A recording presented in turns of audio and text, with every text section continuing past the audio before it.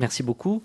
Donc je veux d'abord commencer par remercier l'équipe d'Experis pour cette invitation. Je suis ravi de participer à ces échanges autour de l'œuvre de Jacques Henriot. Alors, personne ne m'avait prévenu qu'on avait gamifié cette journée d'études de manière un peu spéciale avec la règle du respect. Il faut conserver l'avance que l'on a. D'habitude, dans les colloques, on suit une règle exactement inverse qui consiste à produire du retard avec le plus d'élégance possible et en ayant l'air de ne pas y toucher. Mais je vais me plier à cette nouvelle règle avec plaisir. Alors, je donne quelques éléments de présentation pour ma part. Donc, je suis Mathieu Triclot, je suis maître de conférence en philosophie à l'UTBM, c'est l'Université de technologie de Belfort-Montbéliard. Les universités de technologie sont des institutions un peu particulières dans le paysage français, puisque ce sont des institutions dans lesquelles on forme des ingénieurs, donc avec une formation professionnalisante, mais auxquelles est associée des activités de recherche technologique, mais aussi de recherche en sciences humaines et sociales, donc y compris de la philosophie. Et c'est donc dans ce cadre que j'ai écrit et publié il y a maintenant à peu près un an ce livre qui s'appelle Philosophie des jeux vidéo et qui me valait d'être présenté tout à l'heure par Vincent comme philosophe des jeux vidéo, ce qui est un drôle de métier. Dans cette recherche sur les jeux vidéo, il se trouve que j'utilise le travail de Jacques Henriot et en particulier le texte de 1969, le texte qui s'appelle Le jeu. Cette référence joue un rôle important dans mon travail, dans la mesure où le texte de Henriot me fournit des arguments à ce moment-là pour faire un pas de côté critique vis-à-vis de la perspective des game studies que je découvre donc dans la littérature anglo-saxonne consacrée aux jeux vidéo. Alors je fais deux remarques pour qualifier cette rencontre avec Henriot et l'usage un peu particulier que j'ai été amené à faire de ces travaux. La première remarque, ce qu'il faut dire, c'est que dans l'usage que je fais des textes de Henriot et du texte de 69 à ce moment-là relève d'un usage tactique de Henriot. C'est-à-dire que je viens y chercher un certain nombre d'arguments qui me sont utiles à ce moment-là, d'un usage tactique et non pas d'un usage savant. C'est-à-dire que là, je suis en train de faire un aveu d'ignorance et d'humilité, comme tu l'as fait tout à l'heure. À ce moment-là, je ne sais à peu près rien du contexte d'écriture de ces textes, de ce texte-ci en particulier. Je ne sais rien du fait que Henriot a été le fondateur de ce département sur les sciences du jeu. Et la nouvelle me sera annoncée par Vincent Berry, ici présent. C'est une divine surprise. Au moment où il me dit, mais tu sais que ce Henriot que tu cites de manière si favorable, en fait, est le fondateur du laboratoire dans lequel je travaille. Bon. Donc, il y a une dimension de rencontre de hasard qui contrevient à toutes les exigences d'une lecture académique et d'une lecture savante de l'œuvre. Et alors, ce n'est pas simplement une pirouette pour commencer ma communication que de faire cet aveu, puisque toute la deuxième partie de ma communication a été détruite tout en devant l'introduction par Gilles Brougère avec les quelques citations qu'il a fait du texte de 1989, qui donc annule littéralement ce que je souhaitais défendre dans une deuxième partie, ou à peu près. Donc, il y a un vrai... il faut prendre les risques d'une lecture tactique. J'assume ce risque. Deuxième remarque, la situation est même pire que cela, puisqu'au-delà de cette relation d'appropriation tactique plutôt que d'usage savant, avec ce que cela suppose d'ignorance, je transpose un certain nombre d'arguments en dehors de leur lieu d'origine, en dehors de leur espace premier d'énonciation, et je les déplace sur un terrain pour lequel ils n'ont pas été pensés, donc qui est celui des jeux vidéo. Il existe déjà, en 1969, si on prend cette date de référence, des jeux vidéo, même si le terme video games n'est pas encore en circulation, mais Henriot, évidemment, ne mentionne pas les jeux vidéo. Je dis évidemment parce qu'ils sont à ce moment-là encore cantonnés dans les laboratoires, l'espace des laboratoires universitaires, principalement américains, et de la computer science. Alors, ce que je vous propose de faire aujourd'hui, c'est de revenir sur ce régime de lecture particulier, sur cette lecture tactique pour la prolonger et la développer. Je ne vais pas basculer dans une lecture savante que je serais bien incapable de produire, mais je vais isoler quelques propositions qui me semblent particulièrement opérantes dans l'œuvre d'Henriot pour les soumettre à la discussion sur le terrain de l'étude des jeux vidéo. Pour le dire en bref, ça sera ma thèse principale, je crois que l'œuvre d'Henriot a le mérite absolument considérable d'ouvrir tout un champ d'investigation en matière des jeux vidéo, en matière d'étude des jeux vidéo, un champ d'investigation qui a été largement négligé par le mouvement des Game Studies telles qu'elles se sont constituées jusqu'ici. Alors j'extrais mes propositions du texte de 1969 sur le jeu. Je ne dispose pas, je n'ai pas malheureusement dans cette belle édition avec sa belle couverture. J'ai la version sérieuse et sévère. Plutôt que donc du texte de 69 sur le jeu, plutôt que du texte de 89 sous couleur de jouet, que je n'évoquerai qu'en passant peut-être à propos de la question du statut des règles et des remarques que fait Colas Duflo sur ce sujet. Bon. Alors, voici les deux propositions que je retiens. La première, je crois qu'Henriot permet de concevoir ce qu'on peut appeler ce que j'appelle la relativité radicale des jeux comme game, comme objet ou structure ludique, par rapport aux jeux comme play, comme activité ou attitude ludique. Donc, première proposition, relativité radicale du game par rapport au play. J'essaierai de voir comment cette proposition peut se justifier et ce que l'on peut en faire en matière de jeux vidéo. Seconde proposition, celle qui est mise en péril, de cette relativité radicale découle un certain programme épistémologique, c'est-à-dire une certaine manière de concevoir l'articulation des différents savoirs sur le jeu. Et ce qui fait l'originalité, me semble-t-il, du texte de 69, c'est l'insistance sur les limites de la constitution du jeu comme objet de science. Et c'est autour de ces limites que se négocie la place de la philosophie dans la théorie des jeux. En admettant que l'on prenne au sérieux le primat du play sur les games, quel type de savoir des jeux est-ce que l'on peut construire? Ce sera mon fil directeur. Alors je commence avec la première proposition. Il y a beaucoup de textes, mais il ne faut pas, ne vous effrayez pas. Je n'exige finalement pas de lire tout ce qui est écrit en petit.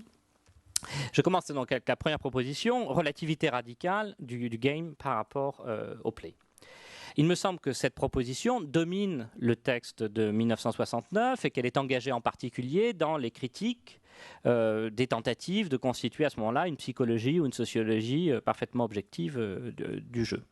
Quand je dis que cette proposition relativité radicale du game par rapport au play domine le texte de 1969, c'est que l'on en trouve plus d'une dizaine de formulations différentes. Je n'en ai retenu que quelques-unes qui sont derrière moi, plus d'une dizaine de formulations, plus ou moins abouties ou développées. Parmi ces formulations, j'en choisis une pour la commenter plus particulièrement, une formulation qui a le mérite d'utiliser la partition introduite précédemment dans l'ouvrage, donc entre game et play. Donc elle est dans la partie gauche. Je la lis avec vous. Qu'il s'agisse de jeux ou de jouets, ces réalités n'ont de sens et de fonction que parce qu'elles sont l'objet d'un jouet, play, qui tient lui-même au jeu que le joueur, par son attitude, introduit et maintient entre son jeu et lui. On a la distance ludique. Jouant à s'il s'agit d'un jeu, avec s'il s'agit d'un jouet, il se tient à distance. Le jeu, le jouet peuvent être définis de façon générale comme étant ce qui se prête au jeu.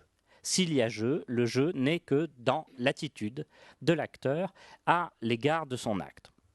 Je retiens 3 éléments de cet argument ou de cette petite séquence. D'abord, cette proposition nous conduit à distinguer ce que Henriot appelle le ou les games, ici les dispositifs d'objets munis de leur système de règles plus ou moins codifiés, donc distinguer le ou les games du play qui relève de l'acte de jouer. Jouer, c'est faire quelque chose, comme le dit un peu avant Henriot.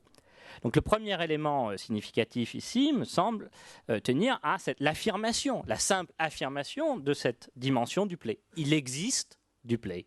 Il existe du play et cela signifie que la considération des jeux ne saurait se réduire à la considération des games ou des dispositifs d'objets. Entre game et play, il y a une distinction réelle, comme on dit en philosophie, c'est-à-dire que nous avons affaire à 2 ordres de phénomènes, c'est-à-dire aussi que la connaissance du play n'est pas contenue dans la connaissance des games.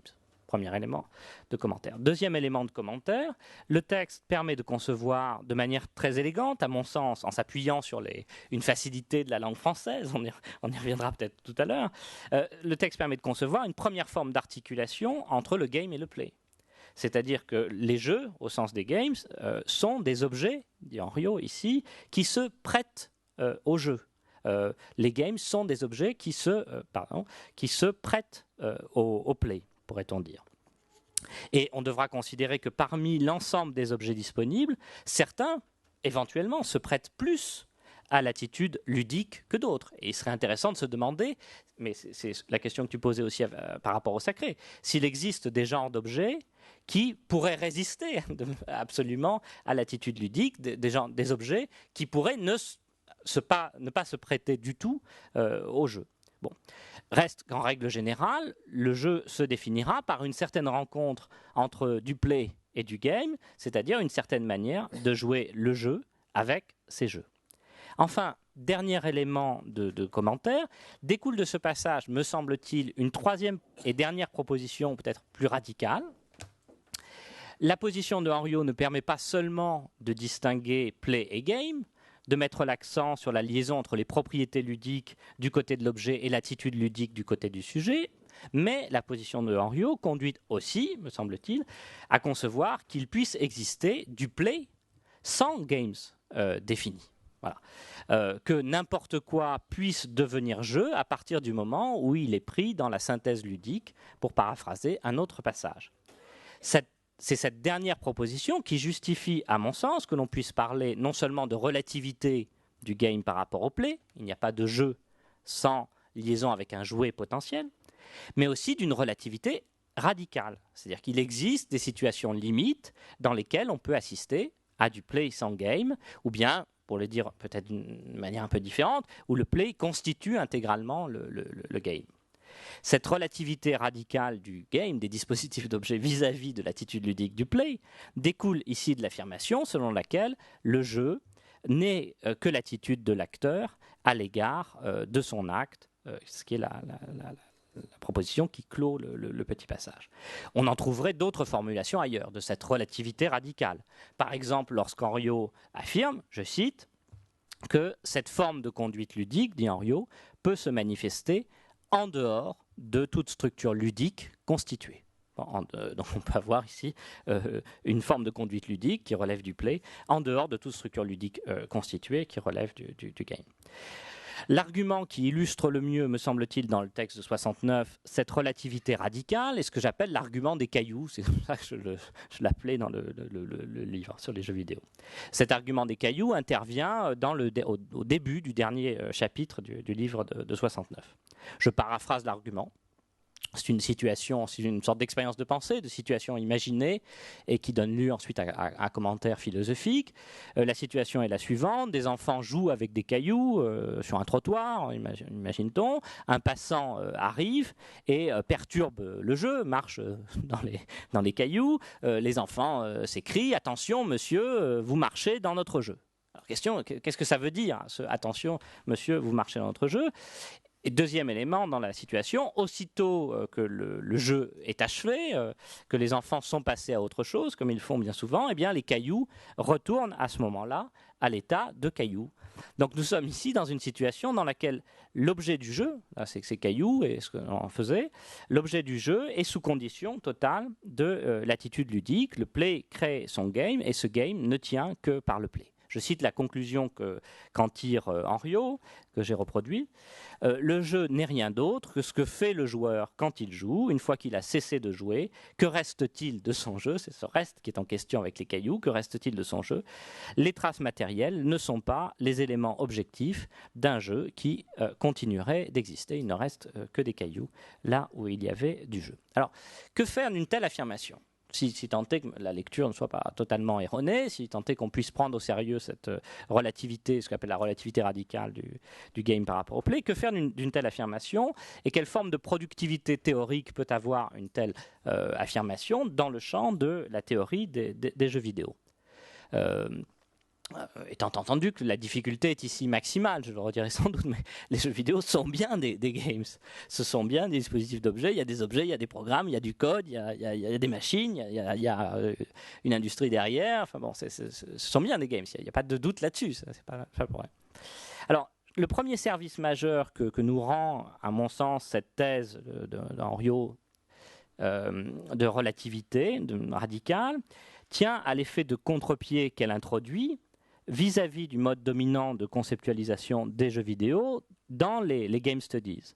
Henriot introduit, je crois, un coin, il introduit du jeu dans la manière de constituer les jeux vidéo en objet d'étude. Il me semble qu'il existe une alternative fondamentale entre deux modes de conceptualisation du jeu que la position de Henriot permet de préciser. Ou bien on soutient à la manière d'Henriot l'irréductibilité du play à l'étude des games, l'irréductibilité de l'analyse de l'attitude ludique à l'analyse des dispositifs d'objets.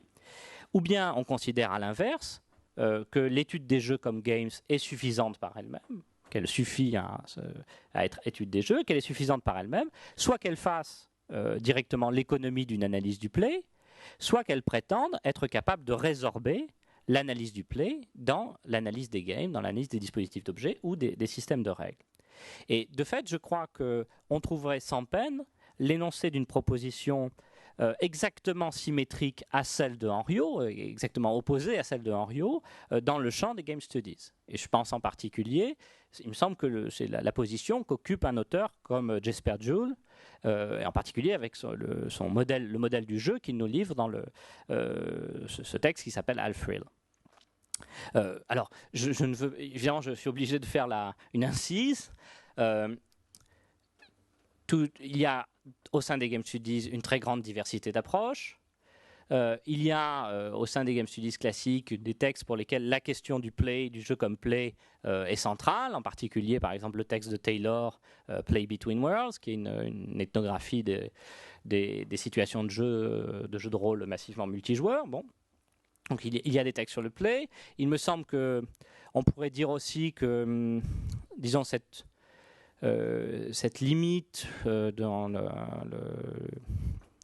cette fermeture dans le champ des Game Studies est aujourd'hui en train de sauter parce qu'il y a plusieurs ouvrages récents qui reprennent ces questions-là. Je pense au texte de Patrick Corgan qui s'appelle Gameplay Mode, au livre de Kirkpatrick sur l'esthétique des jeux vidéo, dans lequel il fait toute une relation entre la pratique du jeu et la danse, et en insistant sur les postures corporelles, etc. Donc on voit réintroduire dans le champ des Game Studies tout un ensemble d'approches qui, me semble-t-il, avaient été à peu près éliminé jusqu'ici. Donc on est peut-être aussi à un moment de changement où on récupère de la diversité dans ce domaine de recherche. Bon, alors ceci dit, je reviens à mon effet de symétrie entre Henriot et Juul, parce que je le crois assez convaincant.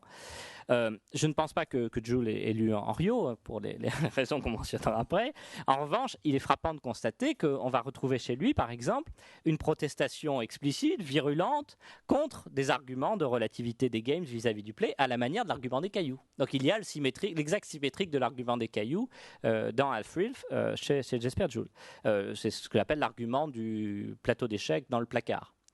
Juul explique par exemple, c'est pas dirigé contre Henriot Mekaïwa, je crois à ce moment-là du texte, explique par exemple qu'un jeu d'échecs ne cesse pas d'être un jeu à partir du moment où il est remisé au placard, à partir du moment où l'on cesse de jouer. Autrement dit, que le dispositif d'objet, le game, possède une autonomie et qu'il résiste en quelque sorte à la fin de l'attitude ludique, à la fin de l'activité de jeu.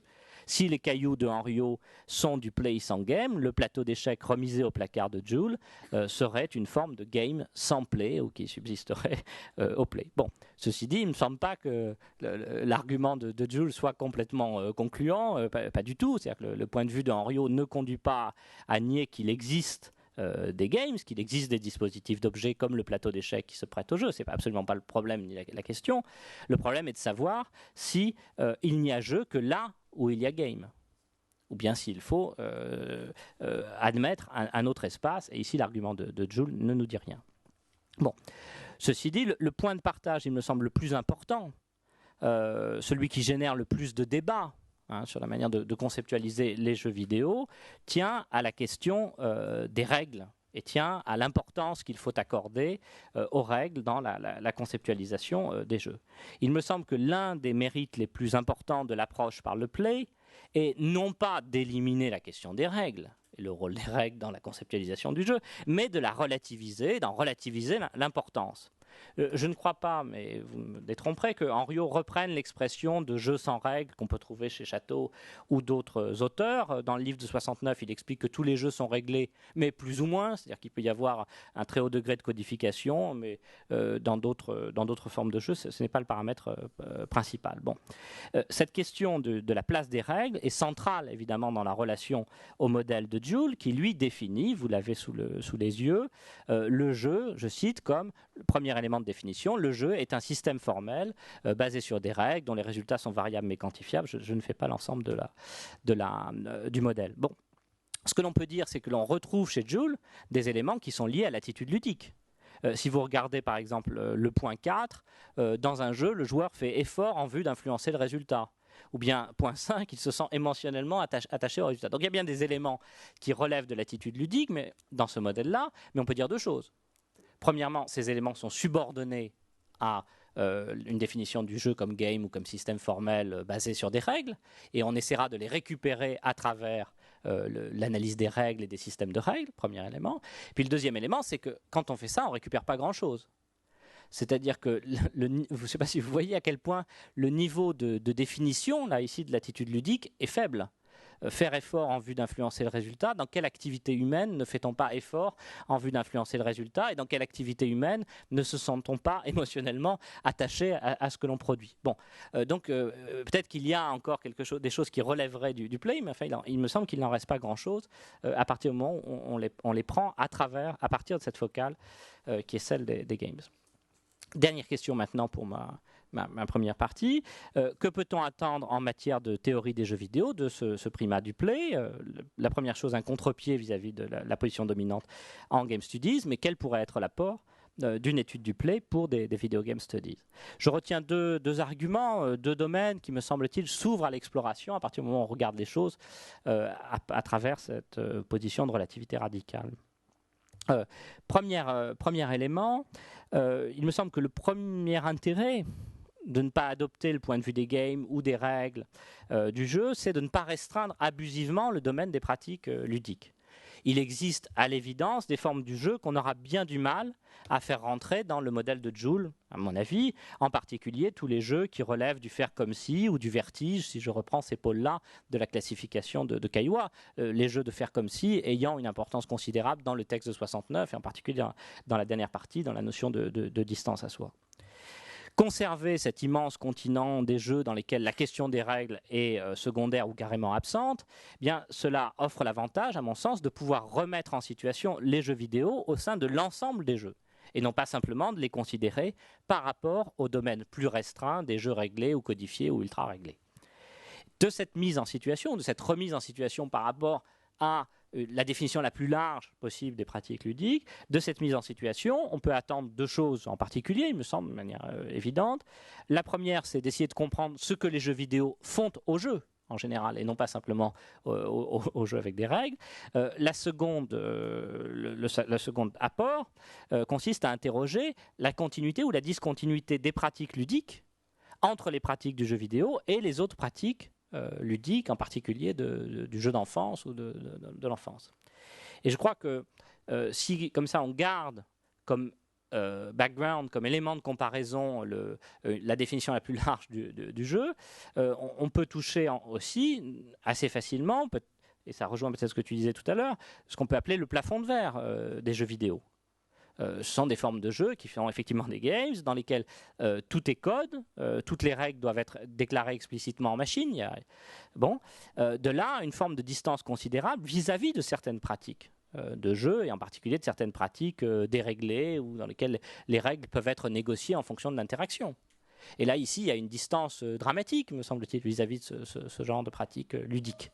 Il y a un jeu vidéo qui résume, je trouve, très très bien cette forme de distance du jeu vidéo vis-à-vis du jeu et de certaines formes de jeux de l'enfance. C'est le jeu qui s'appelle Heavy Rain de David Cage, qui est un jeu dans lequel sont représentés en jeu vidéo, à l'intérieur même du jeu vidéo, des jeux d'enfance. Et qui sont des jeux soit de course-poursuite, mais aussi de chahut. Donc on est dans ce pôle déréglé là, de la chamaille, du tohu-bohu, etc. Et qu'est-ce que cela devient? Qu'est-ce que ces pratiques ludiques deviennent en jeu vidéo? appuie sur le bouton croix ou bien appuie sur le bouton rond, c'est-à-dire un espèce de choix binaire. Et on peut dire que tout ce jeu n'est qu'une espèce de méditation sur l'impossibilité de retrouver, et c'est même le thème explicite du jeu, c'est dans ce qu'il raconte, l'impossibilité de retrouver l'enfance ou les jeux de l'enfance à travers le jeu vidéo. Ce jeu raconte l'histoire d'un père qui cherche à retrouver son fils. Bon. Donc il y a quelque chose de cet ordre-là. En tout cas, c'est un jeu qui met en scène cette distance. Deuxième apport, mais ma seconde partie, du coup, est peut-être très très courte. Ça, c'est ce que j'ai gagné. Deuxième apport, considérer les jeux vidéo et les jeux en général sans exclure d'emblée le hors-règle. Cela nous offre non seulement une meilleure cartographie des pratiques ludiques, mais ça permet d'attirer notre attention sur d'autres phénomènes dans les situations de jeu. Et en particulier, quelque chose qui m'intéresse beaucoup, c'est tout le travail qui est requis de la part du joueur pour maintenir de bonnes interactions avec le jeu vidéo. Il y a en jeu vidéo, comme ailleurs d'ailleurs, un effort du joueur pour faire exister le jeu, pour produire du jouet ER, du play, qui ne saurait se ramener aux propriétés de l'objet. Dans le cas des jeux vidéo, je crois que la théorie a souvent été prisonnière de la notion d'immersion, qui joue un rôle d'obstacle épistémologique. L'immersion, c'est une manière de caractériser l'engagement du joueur dans le jeu. C'est dans le domaine ça vient de la réalité virtuelle, le terme d'immersion. Et aujourd'hui, il sert principalement pour parler de jeux vidéo. Cette notion d'immersion, c'est une manière de caractériser l'engagement du joueur dans le jeu et de l'expliquer par l'intensité des mobilisations perceptives. C'est à la base de la théorie de l'immersion. Et on a cette idée, du coup, que les jeux vidéo seraient immersifs, c'est-à-dire naturellement engageants et fascinants. Je crois que c'est oublier la très grande fragilité du dispositif des jeux vidéo, les négociations constantes que le joueur doit opérer pour produire du jeu avec les limites de la machine ou les limites du programme. Je donne un exemple qui est celui des jeux de rôle en ligne. On en a parlé tout à l'heure. Dans un jeu de rôle en ligne ou hors ligne, d'ailleurs sur ordinateur, qu'est-ce qu'on commence par faire qu'est-ce que le joueur fait dans la première heure? Il essaye d'ouvrir toutes les portes, il se rend compte que certaines ne s'ouvriront jamais sur aucun intérieur, il discute avec tous les personnages non-joueurs disponibles, jusqu'à ce qu'il se rende compte que certains répètent en boucle les mêmes lignes de dialogue, et puis à partir d'un certain moment, évidemment, on arrête de parler avec les joueurs qui bouclent sur les mêmes lignes de dialogue, on arrête d'ouvrir des portes qui n'ouvrent, ou d'essayer d'ouvrir des portes qui n'ouvrent jamais sur rien. C'est-à-dire que on a un premier temps dans le jeu qui consiste à délimiter le terrain de jeu, c'est-à-dire à tracer l'espace des bonnes interactions possibles avec le jeu. Donc, il me semble que l'approche, disons par le play, invite à réintroduire dans l'analyse tous ces ajustements qui font qu'il y a jeu et qui sont produits du côté du joueur, qui suppose toute une culture ludique, qui suppose des habitudes, qui suppose une relation à la machine, etc., etc. Donc ça, si on regarde ça, ces ajustements par lesquels se produisent du play, il faut regarder la position des corps. Tous les jeux ne requièrent pas les joueurs selon les mêmes postures. Il faut examiner les lieux concrets du jeu, leur microgéographie, la disposition du canapé devant le téléviseur, bon, ce genre de choses. Ça suppose de prendre en compte les sociabilités hors jeu et les espaces hors jeu. Ça suppose de prendre en compte les rythmes, etc. Enfin, tout ce qui participe à produire de bons ajustements ludiques, à produire des affects, et que l'on aura bien du mal à trouver, me semble-t-il, dans la simple considération des jeux comme Games ou du manuel de jeu ou des règles du jeu ou du programme informatique lui-même. Alors, je pourrais être beaucoup plus bref donc, sur ma deuxième proposition qui relevait donc, de l'épistémologie des sciences du jeu. Il me semble, je trouvais dans le texte de 69 quelque chose de très intéressant dans l'insistance sur la difficulté qu'il peut y avoir à produire un tel savoir du play. Admettons que nous ayons été convaincus qu'il ne faut pas simplement regarder les games, mais qu'on peut aussi regarder toute cette classe considérable de phénomènes qui relèvent du play. Comment est-ce que l'on fait? C'est-à-dire, quel type de savoir du play peut-on construire? Pourquoi est-ce qu'il y a difficulté ici? C'est parce que autant les games qui se donnent comme des objets, parce qu'ils se donnent comme des objets, se prêtent à l'entreprise d'objectivation, autant le play, qui est un acte de la subjectivité qui relève d'un processus de subjectivation, autant le play résiste à l'objectivation ou pose problème vis-à-vis de nos tentatives d'objectivation. Bon. Ici encore, la thèse est énoncée dans le texte de 69. Je me contente d'une petite citation pour gagner un peu de temps. La portée scientifique d'une telle méthode demeure douteuse, écrit Henriot à propos de sa phénoménologie du jeu. Donc, comment connaître le play? Évidemment, le risque est simple à voir. C'est-à-dire, le risque, c'est de s'enfermer dans une démarche qui serait une démarche introspective. Puisque le play est un acte de conscience, comment peut-on le connaître uniquement en l'ayant effectué? Et à ce moment-là, on retombe dans les travers éventuels de l'introspection ou du subjectivisme. Et là-dessus, il faut dire que l'approche de Joule, ou l'approche ludologique classique, possède une supériorité indéniable, puisqu'elle consiste à mettre à distance le jeu et à produire une sorte de bon objet. Un si bon objet qu'il ressemble, comme on l'a vu, à un système formel, c'est-à-dire à un objet mathématique. Et de ce point de vue-là, le système de Joule, pour être étudié, ne demande aucun engagement subjectif. Quelqu'un qui ne jouerait pas pourrait parfaitement classer différents systèmes formels fondés sur des règles. Donc l'approche ludologique maintient la bonne distance, mais elle repousse la question des affects, elle repousse la question de l'engagement dans le dispositif et de ses modalités précises. Alors, à l'inverse, quelle figure peut prendre un savoir du jeu comme play dans le texte de 69? Mais ce n'est pas le cas dans le texte de 1989. Dans le texte de 69, l'option qui est choisie par Henriot, c'est une phénoménologie du sujet jouant qui emprunte à l'existentialisme sartrien. Je passe sur les citations. Alors, évidemment, il y a quelque chose d'un peu insatisfaisant. Enfin, il y avait pour moi quelque chose d'un peu insatisfaisant dans cette solution-là, parce qu'elle repose sur une sorte de montée en généralité. C'est-à-dire qu'on va monter vers l'a priori ludique et la description d'un a priori ludique. Qu'est-ce qui fait qu'il peut y avoir jeu? Alors que j'ai l'impression que l'étude du play, mais ça me semble être le développement beaucoup plus conforme au texte de 89, peut aussi se déployer sous la forme d'une redescente vers les singularités dans la description de ces configurations, de ces agencements de joueurs et de machines qui font qu'il y a jeu. Ça ne résout pas l'étude des agencements, des configurations ludiques, des singularités ludiques, ne résout pas, à mon sens, le problème de l'objectivation. Dans la mesure où on a affaire à de la subjectivité en acte, en œuvre, tout ce que l'on peut faire, à mon sens, c'est de faire varier les langages de description. C'est-à-dire que sur une même situation observée, eh bien, on pourra essayer différents langages de description, différents modèles conceptuels ou différents outils conceptuels, et chacun produira quelque chose sur la situation, mais sous la forme d'une objectivité inachevée et inachevable. Donc on peut faire varier le langage de description, étant entendu que ça permet quelque chose de travailler comme ça. Ça permet une forme de travail de la philosophie avec les sciences humaines et sociales, et avec l'anthropologie et l'ethnologie en particulier, puisque à ce moment-là, on participe à la réflexion sur le travail de description au plus bas niveau des pratiques de jeu. Et c'est ce qu'on va faire avec Vincent dans le projet Ludespace, dans lequel il y a une part de travail sur des enregistrements vidéo autour des situations de jeu. Donc là, il y a à fabriquer des langages de description variés et ouverts. Voilà. Je m'arrête ici. Je conclus sur ce point. Relativité radicale du game vis-à-vis du play. Une situation d'objectivation ouverte qui requiert un certain usage de la philosophie dans les sciences du jeu. Voilà pour ce qui est, à mon sens, l'apport inestimable de l'œuvre d'Henriot pour des play studies.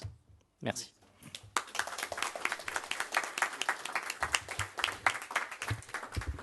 Avant d'ouvrir la pause ou de fermer la première période, je voudrais simplement rassurer tous les intervenants en leur disant qu'ici, notre objectif n'est pas du tout d'élever un espèce d'hommage qui continuerait à geler l'œuvre, à aller vérifier si chacun la respecte bien, mais au contraire, ce qui nous intéresse, c'est de voir qu'elle puisse être utilisée dans des stratégies ou des tactiques différentes, et qu'il ne s'agit pas de se demander si un tel ou un tel est plus respectueux de la pensée. Je ne pense pas qu'un livre ou une pensée soit fait pour être respecté, mais être utilisé, transformé, modifié éventuellement pour en faire quelque chose de vivant. Donc rassurez-vous, il n'y a pas de problème de ce point de vue. Et ici, nous ne sommes jamais posés en lieu où on aurait créer une religion, une sacralisation de la pensée d'Henriot, mais un lieu où on l'utilise, mais où aussi on a pu, j'ai toujours eu des désaccords avec Henriot et ça n'a jamais posé de problème pour travailler ensemble. Je vous remercie donc je vous propose une pause, il faut que la pause soit